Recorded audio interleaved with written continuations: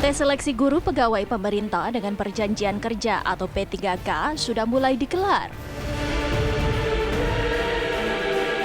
Namun pada pelaksanaan pertama yang digelar 13 September lalu, masih ditemukan sejumlah masalah.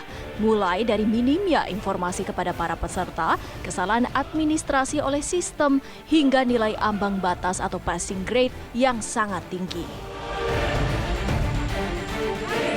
Sederet permasalahan itu tak menyurutkan semangat para guru honorer untuk mengikuti ujian dengan harapan besar bisa mengubah nasib mereka. Jadwal yang mundur terus berganti, tempat lokasi tes tidak muncul, dan kepastian soal afirmasi dari Kemendikbudristek membuat guru honorer cemas. Guru terbebani dengan hal-hal yang sangat menguras pikiran dan energi, mengingat mereka tetap dituntut wajib melaksanakan tugas mengajar di kelas. Lantas, bagaimana nasib para guru honorer ke depannya? Apakah pemerintah bisa menjamin perubahan statusnya tanpa melalui proses yang berbelit? Tim TV One mengabarkan.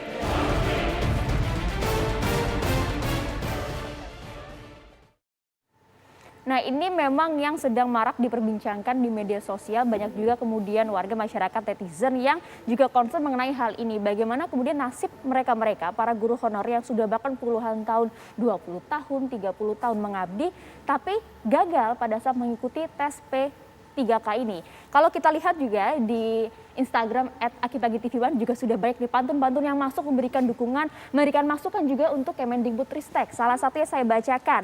Ini dari alim.junahragat. Beli buah kedondong pakai uang rupiah, uang Rp100.000 warnanya merah. Tolong dong regulasi guru honorer dipermudah demi kehidupan mereka tak dilanda susah, katanya gitu. Cakep kan? Ada lagi sih satu lagi ya. Boleh ya. Beli beras di toko kelontong Bu Lia, beli buah melon di kedainya Bu Mira. Tugas segenap guru sangatlah mulia, mohon regulasi jadi ASN juga dipermudah. Nah, itu harapan dari netizen, tentunya juga harapan dari para guru honorer ini ya. Nah, sekarang kami akan mengajak Anda untuk berbincang, untuk mendengarkan kisah ya para guru honorer ini yang sudah mengikuti tes P3K perdana kemarin tanggal 13 September. Ada Ibu Sri Haryati, guru honorer SMPN 1 Kademangan, Kabupaten Blitar. Dan juga ada Ibu Guru Suswantini, guru honorer SMKN 3 Kabupaten Garut.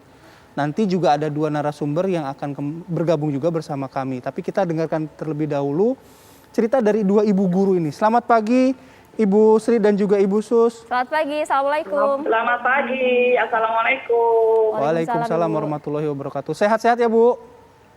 Alhamdulillah. Alhamdulillah. Oke, saya mau ke Ibu Suswantini terlebih dahulu ya, guru honorer SMKN 3 Kabupaten Garut. Ibu Suswantini, Bu Guru, boleh diceritakan kepada kami Bu, sharing gitu, gimana sih kemarin jalannya tes P3K ini Bu? Iya, baik. Barangkali ini termasuk keluhan juga ya. Mudah-mudahan jadi perbaikan dan masukan untuk pemerintah. Diawali dari pendaftaran yang sangat ribet gitu ya, mengenai administrasi. Kenapa tidak dipikirkan bahwa guru itu tidak semuanya tinggal di kota yang bisa mengakses internet gitu. Bagaimana itu dengan yang di daerah? Sehingga diawali dengan pendaftaran pun kami sudah mengalami kesulitan dan berkesan bahwa itu dipersulit begitu. Kemudian soal teknis yang sangat sulit, yang sangat hebat ya, yang sangat sulit dan panjang-panjang lagi gitu ya. Kemudian nilai ambang batas yang terlalu tinggi. Kemudian dalam pelaksanaannya juga ya, ketika kita harus mencetak kartu peserta dan menentukan PUK itu berubah-ubah ya, sampai ada yang 3 kali bahkan 4 kali berubah. Kemudian pengalaman saya ya ketika ada gitu ya di kejadian di Kabupaten Garut, ketika malam harinya, malam 13 ya, malam Senin, tengah malam dia cek jadwal hari ya dan jamnya itu masih tetap hari Senin tanggal 13 sesi kedua. Ya. Nah, kemudian si ibu guru itu akhirnya berangkat ke sekolah, ya. Setelah di sekolah dia coba-coba dicek lagi, ternyata berubah. Jadi sesi pertama tanggal 13 itu sekitar jam 9-an, sehingga dia langsung berangkat ke TUK, ya. Tidak bisa ikut, akhirnya diikut sertakan dalam tahap kedua. Bagaimana coba bayangkan perasaan ibu tersebut? Dia nangis. Soalnya dia jadi ke tahap kedua. Persaingannya kan lebih ketat, lebih beda ya. Harus bersaing dengan guru-guru yang bersertifikasi di sekolah swasta. Oke, nah Bu Sus. Itu Ya. pengalaman yang terjadi. Ini nyata loh, terbukti di lapangan seperti itu. Gitu, Ibu Sus, ya. Ibu Sus punten. Kalau Ibu sudah berapa lama jadi guru honorer, Bu? Saya 18 tahun. 18 tahun, tahun. statusnya masih honorer dan kemarin sudah berapa kali ikut tes P3K ini, Bu? Udah guru honorer statusnya udah 2 kali. Yang kemarin saya ikut tes P3K ya. Alhamdulillah tidak masuk. Kemudian yang sekarang ikut kemarin tanggal 13 sesi kedua.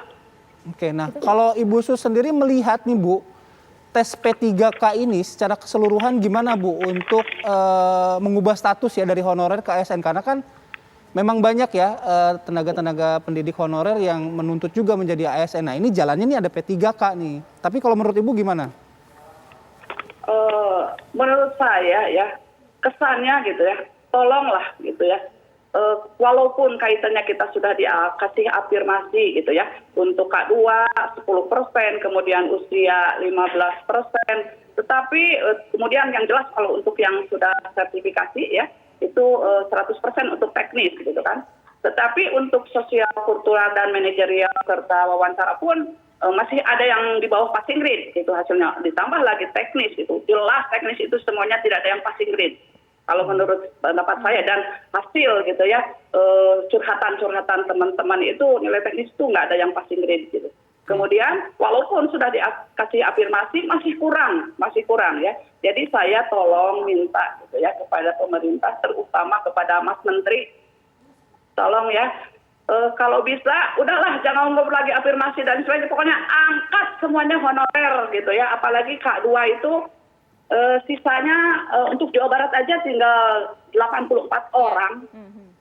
Ya, angkat saja tuh ya yang honorer yang sudah mengabdi lama gitu. Manalah minta penghargaan gitu, status lah. Karena kami itu mengabdi itu udah lama begitu. Oke, Ya, Bu baik. Sus. Oke, saya ingin ke Ibu Sri ya. Bu Sri, kalau tadi Bu Sus curhatannya sudah banyak sekali. Kalau Ibu Sri pengalaman di gimana? Kemarin juga sempat ikut P3K pada saat 13 September ya, Bu ya?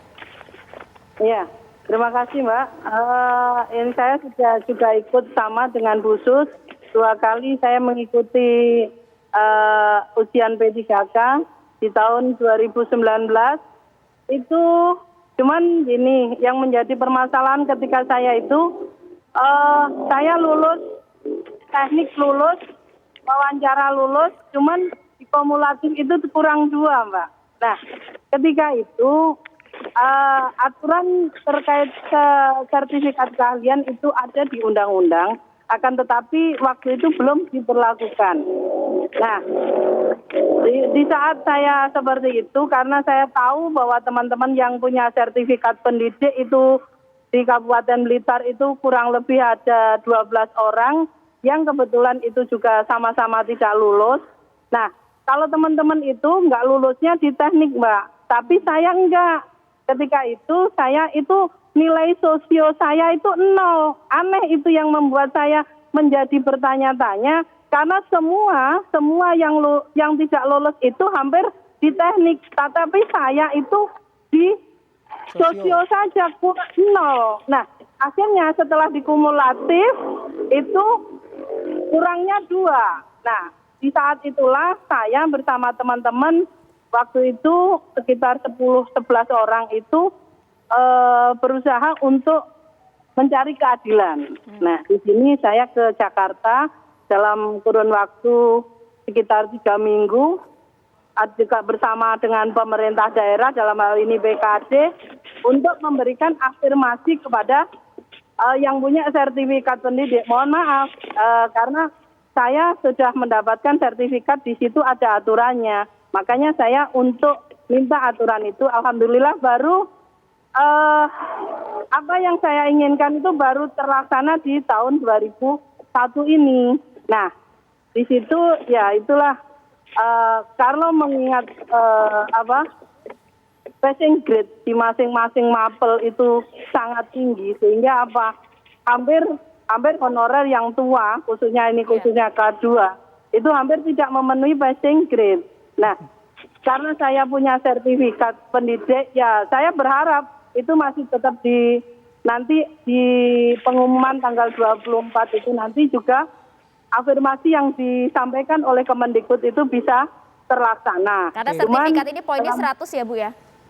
Iya betul. Nah, saya gini Mbak, dalam arti gini, kami itu coba beban kami dengan PNS itu sangat sama Mbak, ya kan? Kami sama-sama mengajar, sama-sama. Nah, kalau dilihat dari ke belakang bagaimana pengabdian kami yang minimal 17 tahun, khususnya untuk yang K2 ini Mbak, mohon maaf.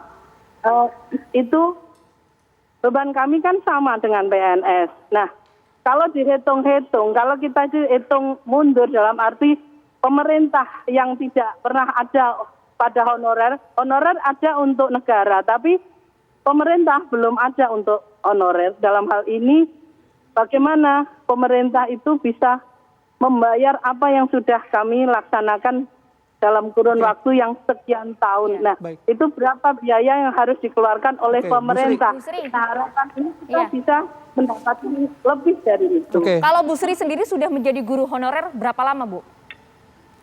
Saya 25 tahun, Mbak. Luar biasa. Oke, 25 tahun. Kita sudah dengar apa yang disampaikan Bu Sri dengan Bu Sus. Nanti juga kita akan langsung bergabung dengan Pak Iwan Syahril, Dirjen Guru dan Tenaga Kependidikan Kemendikbud Ristek. Selamat pagi, Assalamualaikum Pak Dirjen. Halo, waalaikumsalam warahmatullahi wabarakatuh, Mas Bayu. Sehat Pak? Sehat ya Pak? Alhamdulillah sehat. Tadi sudah ada curhatan dari 2 guru honorer dari Blitar dan juga dari Garut. Tadi sudah panjang curhatannya, nanti kita akan sampaikan ke Bapak dan juga minta klarifikasi, konfirmasi ya. Tapi usai jeda ya Pak Dirjen, saat lagi tetap bersama kami di Apa Kabar Indonesia Pagi.